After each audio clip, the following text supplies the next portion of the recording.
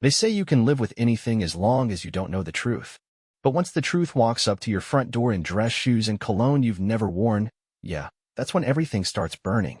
My name's Travis Beckett, and I used to be the kind of guy who believed a good marriage could survive anything: job changes, dirty diapers, even in-laws from the seventh circle of chaos. My wife, Delilah, and I had been married 7 years, with 2 wild little critters, Noah, 5, and Ellie, 3.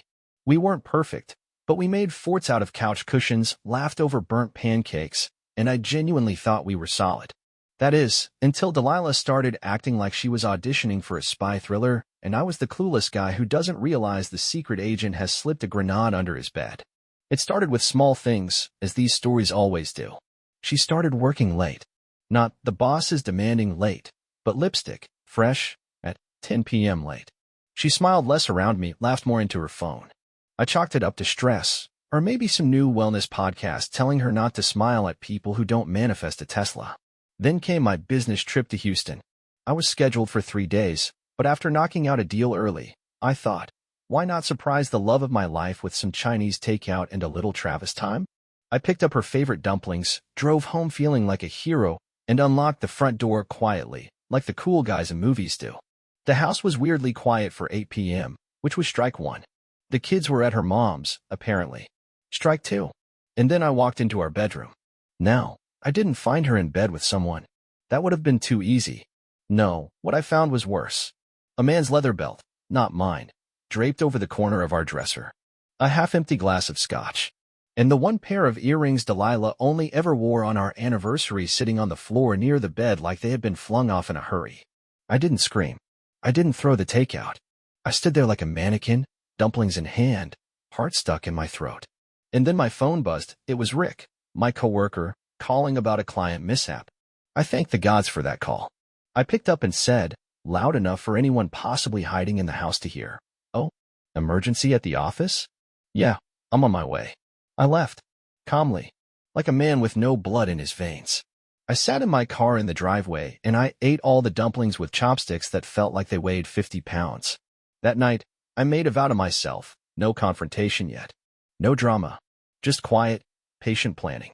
If Delilah wanted to play games, she had no idea I grew up playing chess with a grandfather who believed war stories should always end with checkmate. Over the next week, I became a ghost with a clipboard. I checked her calendar, tracked the credit card bills, noticed she suddenly had networking dinners 3 nights a week and wore perfume she swore gave her headaches last year. I didn't say a word, but every smile I gave her felt faker than a Hollywood marriage. Every hug I gave the kids was tighter, more protective. Then one evening, she tried to talk. She sat across from me at the kitchen table with her serious face, the one she wore when telling me we couldn't adopt a 3rd cat. "Travis," she said, "you've been distant. Is something wrong?" I just shrugged and sipped my coffee. "Nothing's wrong," I said, calmly. "Just work stuff." But that wasn't enough for Delilah. She pushed, started accusing. "You're checking up on me, aren't you? Snooping around? What, do you think I'm hiding something?" Bingo. If guilt had a perfume, she was drenched in it. "I don't need to check anything," I said. "You're doing a great job making things obvious on your own."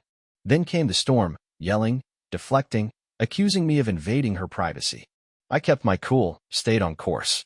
I didn't need a confession. I needed proof. Divorce doesn't come cheap, and I wasn't about to lose my kids or half my life because I blew my top too soon. The silence between us grew colder than our fridge. The only real warmth in the house came from Noah's bedtime hugs and Ellie's nonstop questions about dinosaurs and why cheese melts. But fate? Fate has a sense of humor. A week later, the company Delilah worked for threw a family picnic in the park. I didn't want to go, but the kids were excited, and frankly, I wanted to see who she spent so much time with. So I went, armed with juice boxes, suspicion, and enough passive-aggressive smiles to run for office. Delilah floated around the crowd like a politician on election day, laughing a little too hard with a tall guy named Vince. I kept my distance until a woman I didn't recognize strolled up beside me. She had sharp eyes and a calm that made me nervous. "You're Travis, right?" she asked. I nodded, wary. "I'm Bianca, Vince's wife." That wife hit me like a cannonball. She smiled, but it wasn't warm. "I think we need to talk." You ever get that feeling where your stomach drops? Not because of fear, but because someone just opened a door to a room you've been too afraid to walk into? That's what meeting Bianca felt like. She didn't waste time with small talk or pleasantries, just cut straight through the bull with a blade sharpened by betrayal. She told me she'd been watching Vince and Delilah for a while, and while she wasn't proud of it, she had more screenshots, emails, and work gossip than a soap opera writer could ever dream up. I'll admit, part of me felt relief. Finally, someone else who didn't just suspect the truth, but lived in it. But there was also that sinking feeling, the one that says, "Yep, buddy, it's exactly as bad as you feared, and then some." Bianca and I took a stroll away from the bouncy castles and picnic tables filled with smiling liars. She kept her voice low as she shared what she knew. Her husband, Vince, had apparently been using Delilah as more than a lunch buddy during late-night strategy sessions. Bianca had access to phone records, had spotted hotel charges, and even had a co-worker willing to testify that she saw the two of them sneaking off during a company retreat. She pulled out her phone and showed me a few photos, grainy, but clear enough. Vince and Delilah, hand in hand. One of those disgusting moments that looks sweet to strangers and revolting to those who know the truth. It was like watching the inside of my chest go up in flames while trying to keep a smile on my face for the kids chasing bubbles behind us. We struck a deal right there on the grass. Bianca and I would work together, exchange information, and gather enough evidence to make sure neither of our cheating spouses could lie their way out of this. She had the tech know-how, and I had access to Delilah's routine and the kids' schedules. Between us, we built a case like detectives who were personally invested, because we were.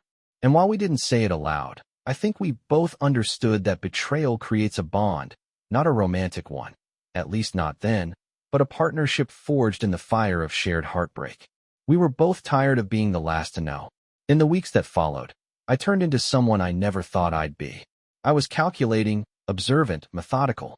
I checked Delilah's car when she got home late.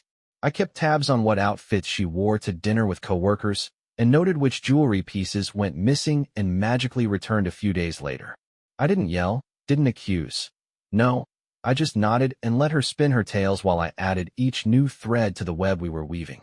The kids, thankfully, were too young to understand what was happening. Noah just wanted to build Lego cities, and Ellie was going through a phase where she thought dinosaurs still lived in the backyard.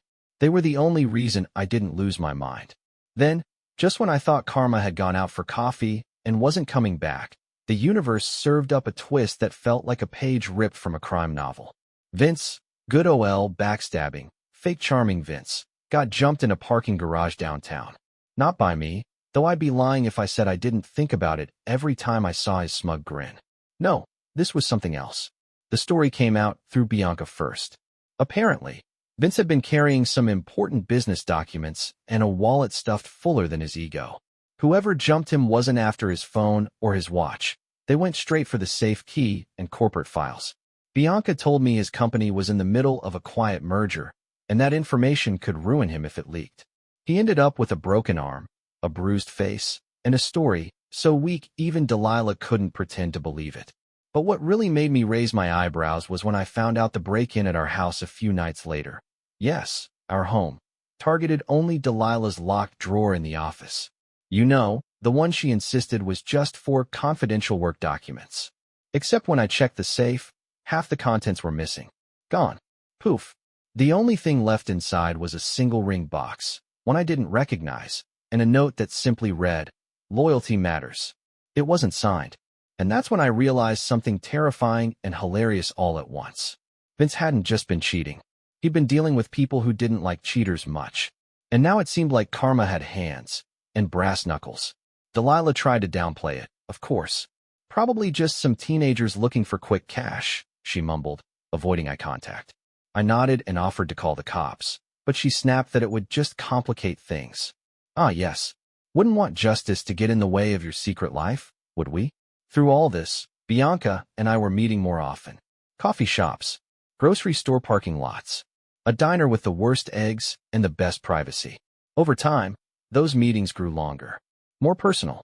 I started to look forward to seeing her, not just because we were partners in crime-fighting adultery, but because talking to her made me feel human again. She laughed at my dad jokes. She listened without judgment. And she didn't treat me like a burden or a failure. I started to see a future again, one that didn't include Delilah's lies or Vince's smug face. But I wasn't ready to jump into anything. Not yet. I had kids to think about. I needed to be the steady one, the rock, even if it felt like I was crumbling some nights. But I'll tell you this much, when I tucked Ellie in at night and she whispered, "Daddy, are you happy now?" I didn't have to fake a smile anymore.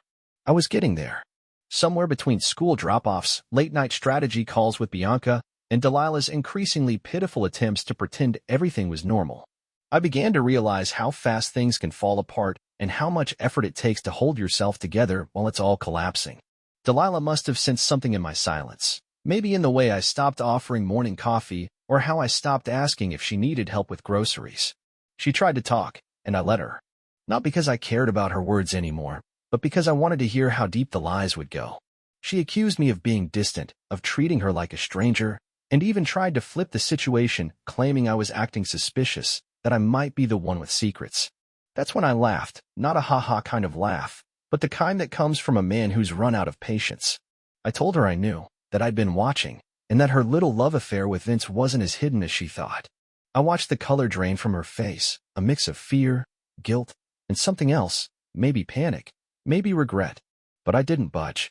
When she asked if I'd been spying on her, I just said, "I've been paying attention, finally. You should try it sometime." She stormed off after that, slamming doors like she was the injured party. I didn't stop her. That argument was the first real confrontation, and I made it clear divorce was coming. But I wasn't going to hand her the upper hand by exploding. I needed more than angry words. I needed documentation. Bianca and I kept compiling everything: timestamps, eyewitness accounts, security footage, and emails. We even had a voice recording of Vince telling someone that Delilah was the reason he stayed sane at the office, which would have been cute if it weren't coming from a guy who was already breaking vows left and right. Bianca's attorney was preparing to file for divorce, and mine was not far behind. I wasn't about to lose custody of my kids or the house I built with my own two hands while she was off playing house with another man. And then came the picnic. The same park where I'd met Bianca weeks earlier was now the location for a charity day hosted by the kids' school. Noah had been practicing his cartwheels, and Ellie had made me promise I'd cheer the loudest during her beanbag toss. I kept my word. We were halfway through a picnic lunch when Delilah arrived, unannounced and completely overdressed for a playground gathering. She tried to act like she was just there to see the kids, but her eyes kept darting toward me and Bianca, who, by that point, had officially become a regular part of our lives. Delilah didn't speak to Bianca, just gave her the kind of glance that would make a snake blush. I ignored her completely, focusing on Ellie's retelling of her preschool play where she'd apparently improvised half her lines to make it more exciting. Delilah didn't like being ignored. She came over, right in front of everyone, and demanded we talk. I told her now wasn't the time, and if she had anything to say, she could say it through my lawyer. The kids watched the whole thing, which made me furious, not because they were seeing us argue, but because she had the nerve to show up and try to rewrite the story like I was the villain. The next week brought more surprises, one of which I didn't see coming. I got a call from Bianca late at night. Her voice was shaky, a rare break from her usual calm. Vince had been attacked again at this time, badly. He was found in the alley behind his office building, bruised beyond recognition, with several ribs broken, his jaw cracked, and 3 teeth missing. His briefcase was gone, and his wallet had been stripped of anything valuable. Cops chalked it up to a robbery, but Bianca and I both knew this wasn't random. Vince wasn't just unlucky, he'd made enemies, and someone out there had decided it was payback time. Whether it was business, personal, or just bad karma finally circling back with a steel pipe, we didn't know. But one thing was certain: Vince was out of the picture. Hospitalized, emotionally wrecked, and now facing potential legal consequences because of the documents he lost during the first assault, he'd become a ghost of himself. And Delilah? She didn't visit him once. Meanwhile, the legal wheels on my end were spinning faster than ever. My lawyer managed to serve Delilah the divorce papers just before the weekend, and the look on her face when she opened them, utter disbelief followed by raw rage, was a moment I'll remember forever. She came to the house later that night, pounding on the front door while the kids were asleep, demanding I talk to her like a man, and not hide behind paperwork. I told her the man she married had been gone for a long time, and the one standing in front of her had no intention of being fooled again. She cried, yelled, even threatened to take the kids. That's when I brought out the file. The photos, the messages, the hotel receipts.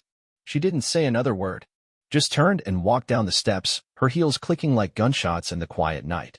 Bianca and I had started spending more and more time together, not just as partners in legal battles, but as two people slowly rediscovering that trust, humor, and simple moments still existed. We'd take the kids to the zoo, cook dinner together, help with homework, and after the chaos of the past few months, it felt like peace was possible again. She never pushed, never tried to insert herself into my life too quickly. She was patient, and I was grateful. The hearing came 2 weeks later. Delilah showed up in a dress I'm sure was meant to signal, "Look what you're missing," but all it did was make her look desperate. She tried to challenge custody, saying I had become unstable and was poisoning the children against her, but the judge wasn't buying it, especially not after my lawyer presented everything we'd collected. By the end of the day, I had full custody with shared visitation, closely supervised until further review. Delilah left the courtroom quietly. I thought she'd explode, but I think even she knew she had lost. Back home that evening, Bianca and I sat on the porch while the kids played in the yard. Noah was trying to teach Ellie how to spin a basketball on her finger, and she was laughing so hard she could barely hold it. Watching them, I realized I hadn't thought about Delilah at all since leaving the courthouse. I felt free, not triumphant, not vindicated, just free.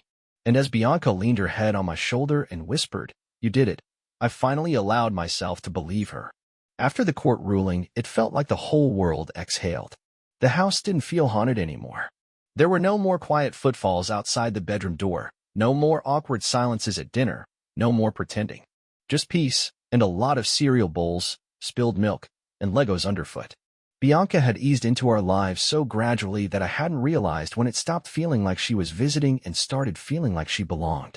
She was there for the late-night fevers, the school recitals, the Saturday pancakes with too many chocolate chips, and she even managed to make the DMV tolerable when we finally went to register the new car we bought together. A used SUV with a sunroof the kids thought was magic. It was the kind of life I'd almost forgotten was possible. Quiet, solid, real. And for the first time in a long time, I didn't feel like I was chasing a version of myself I'd lost somewhere along the way. But then, as it tends to do when you least expect it, the past tried to shove its way back into the room.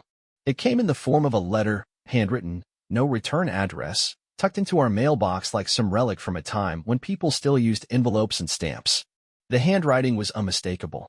Delilah had always written like she was signing wedding invitations, all loops and flair and dramatic swirls.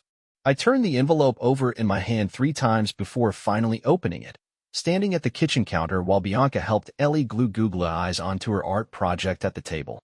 I didn't even get through the first paragraph before setting it down and walking out onto the porch. The letter was a mess, half apology, half manipulation, dripping with regret and delusion. Delilah claimed she was heartbroken, that Vince had left her after the attacks and blamed her for all of it. She'd lost her job, her condo, and half her so-called friends. She said she was living with her sister now, trying to find her center again. The best part? She ended it by saying she hoped we could reconnect and maybe start again for the sake of the children. I nearly laughed. Start again? After all the lies, all the betrayal, after blowing up our family like it was some disposable paper house? The only thing she seemed to regret was that the other man didn't turn out to be the golden ticket she thought he was. And now, standing knee-deep in the ashes she started, she wanted to drag me back and like nothing had ever happened. I didn't tell Bianca right away. I didn't want to ruin a perfectly good evening with another reminder of the storm we just survived. But later that night, after the kids were asleep and we were curled up on the couch watching a movie neither of us were really paying attention to, I handed her the letter. She read it in silence, her expression unreadable. When she finished, she folded it once and handed it back to me. "You okay?" she asked, her voice calm. "I am," I said. I think she finally figured out that she'd bet on the wrong person. She didn't just lose the bet, Bianca said, leaning into me. She lost the game. After that, we burned the letter in the fire pit out back. I watched the flames curl around Delilah's words and consume them until there was nothing left but glowing embers and the quiet satisfaction of closure. It wasn't revenge. It was release. And I needed it more than I realized. A few weeks later, Bianca and I took the kids on a weekend trip to the lake. We rented a little cabin that creaked when the wind blew and smelled like old pine and warm coffee. The kids spent the days skipping rocks and pretending they were pirates, and at night we played board games by lantern light, because the power went out twice, and nobody even cared. That trip sealed something in all of us. It felt like a real beginning, not just a rebound or a patch job on a broken past. It was a chapter that started with laughter, not suspicion, and was built with honesty, not illusions. Meanwhile, news about Vince kept trickling in from Bianca's legal contacts. Apparently, after the second attack, he'd gone almost completely underground.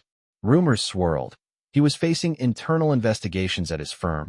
There were whispers of fraud, and a few people claimed he had skipped town altogether. But then, one night, I got a call from Bianca. She was breathless. "They found him," she said, "in a hospital in New Jersey." My stomach dropped. "Alive?" "Barely," she replied. "Apparently someone beat him again. Badly. Broken ribs, jaw wired shut, both hands fractured.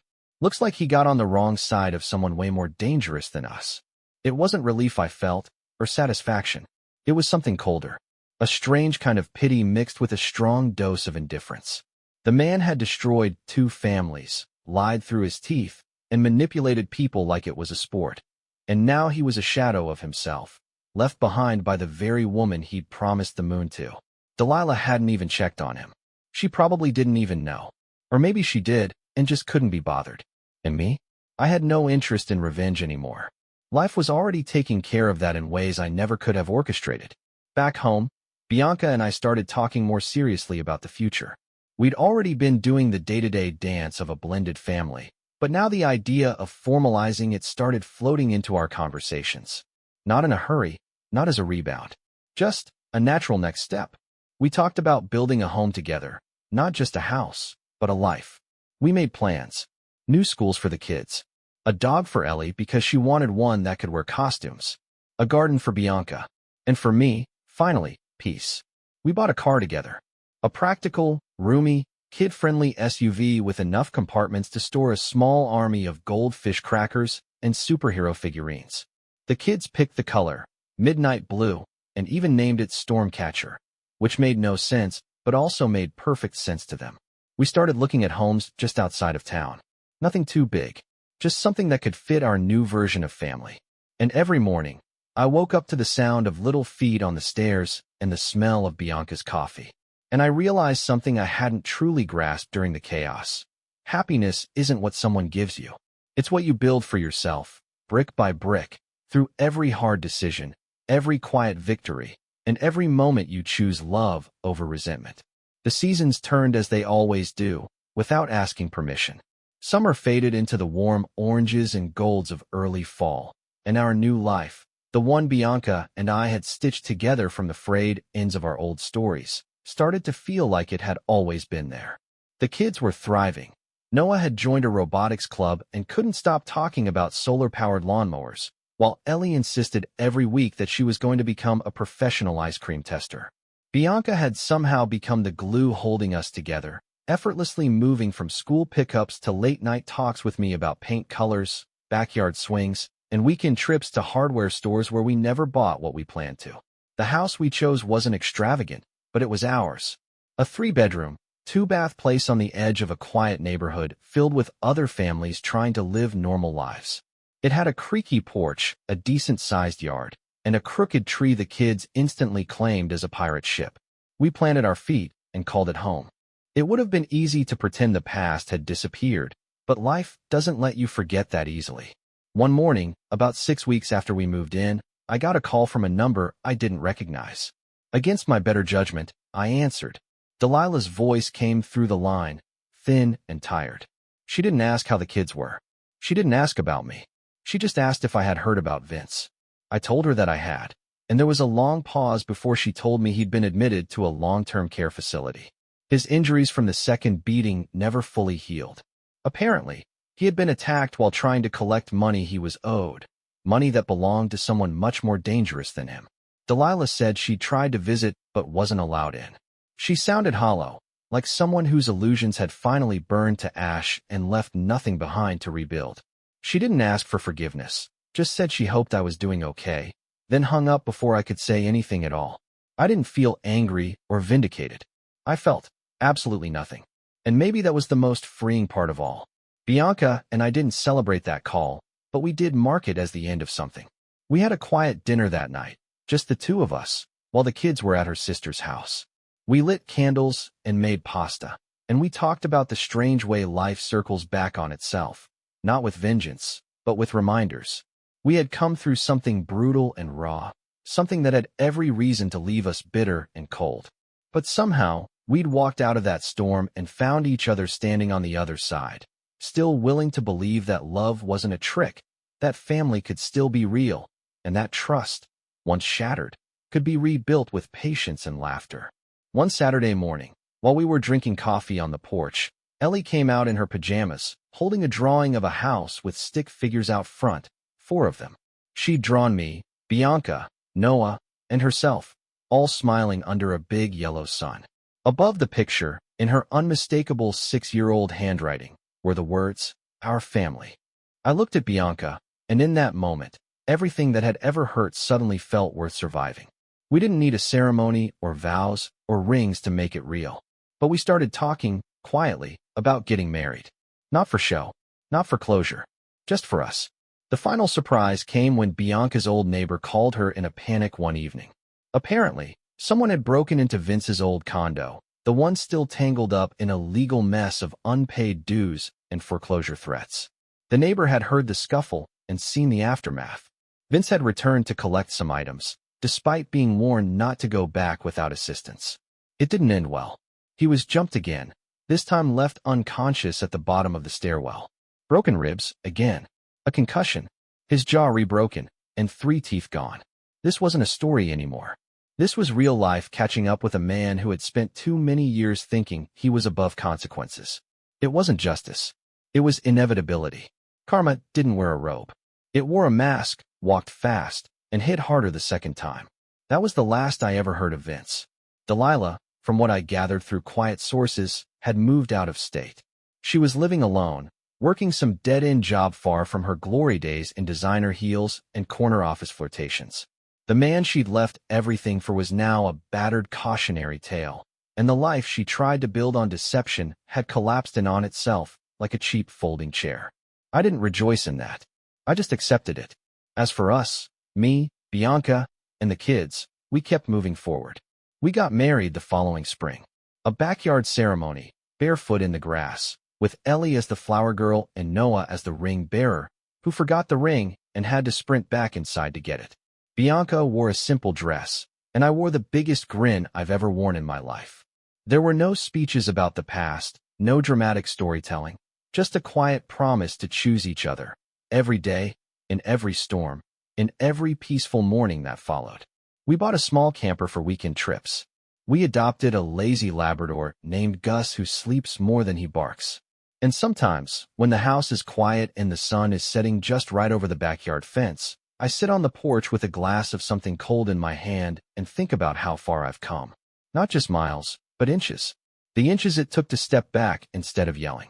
The inches between truth and denial. The inches between who I was and who I chose to become. I don't think about Delilah anymore. Not with anger. Not with longing. Not even with bitterness. She's somewhere out there, living with her choices. And me? I'm exactly where I'm supposed to be, with a woman who never asked me to be perfect, just honest. With kids who know what love looks like, even after seeing what it's not. And with a life that I didn't salvage from the wreckage, but built from scratch. Because in the end, happiness isn't something you find. It's something you decide to create. Every day, one brick, one laugh, one morning at a time.